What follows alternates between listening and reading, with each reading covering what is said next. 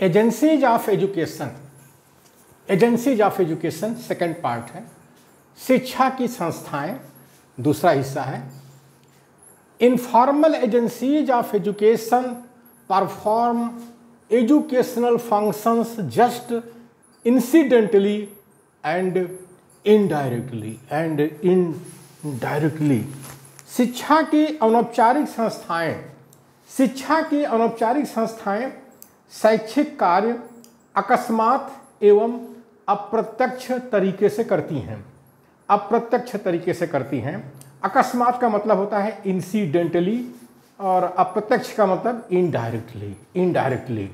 तो शिक्षा की अनौपचारिक जो संस्थाएं हैं वो शैक्षिक कार्य अकस्मात मतलब इंसिडेंटली और अप्रत्यक्ष तरीके मतलब इनडायरेक्टली करती हैं। ये अकस्मात मतलब इंसिडेंटली मतलब अचानक कुछ चीज़ें आपके दिमाग में आ जाती हैं लोगों से बातचीत करते, तो वो भी एक तरह से शिक्षा है। इसी तरह से अप्रत्यक्ष तरीके से भी लोगों को शिक्षित किया जाता है। ये जो अनौपचारिक संस्थाएं होती हैं जैसे घर है, परिवार है, समाज है, धार्मिक संस्थाएं हैं, इस तरह से लोगों को जो है सामाजिक संगठन जैसे हैं, सामाजिक, सांस्कृतिक, धार्मिक, राजनीतिक ये जो संगठन हैं ये भी एक तरह से जो है अनौपचारिक संस्थाएं हैं जो लोगों को शिक्षित करती हैं। जैसे आज हम देखते हैं हमारे भारत देश में शिक्षा की हालत बड़ी ख़राब होती जा रही है। नई एजुकेशन पॉलिसी जो आई है NEP 2020, इससे जो है भारत के मूल निवासी बिल्कुल शिक्षा से वंचित हो जाएंगे।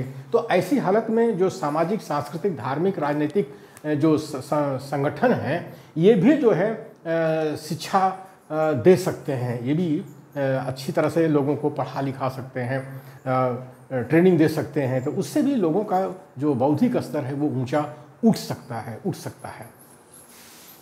The unconscious influence of the informal agencies is very stable.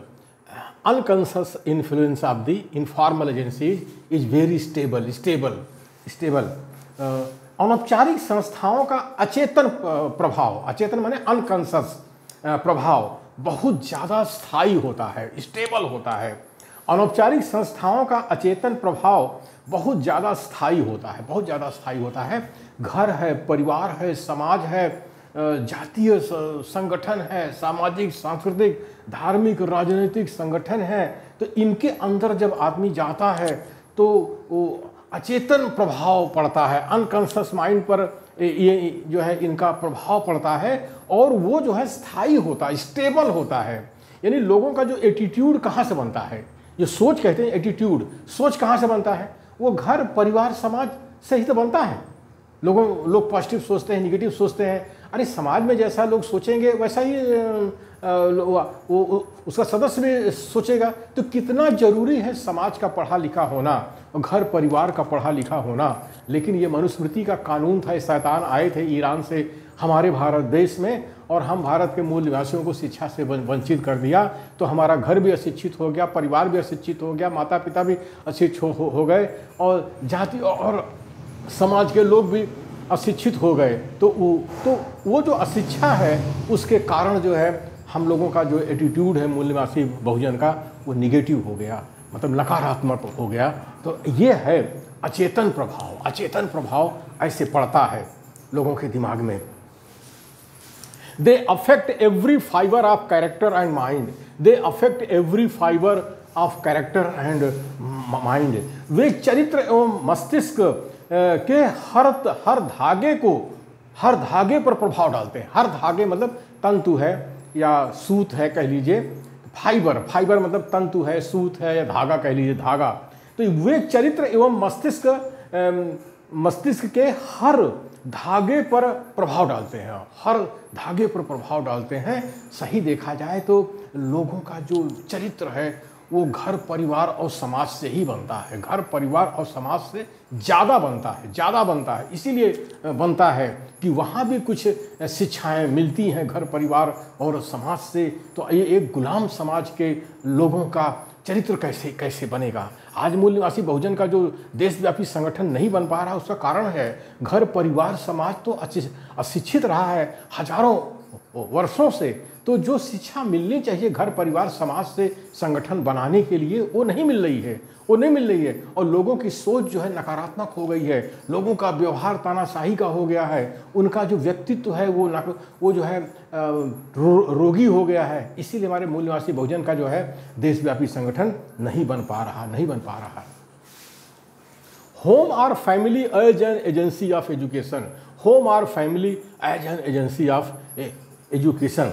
घर अथवा परिवार शैक्षिक संस्था के रूप में है।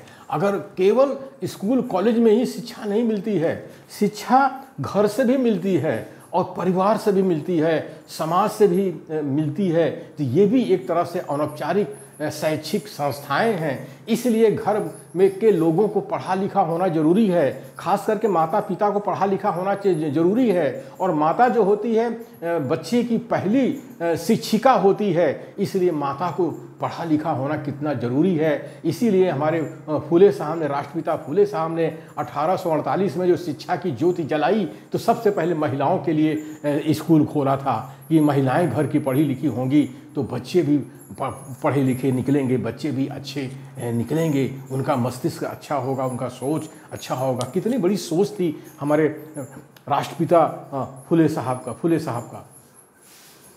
Home is the external school of life, home is the external school of life.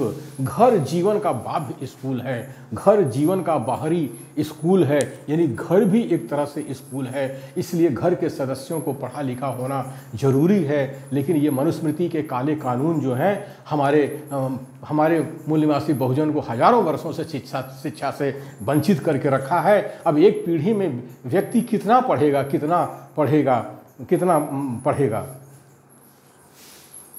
It is one of the important units of society.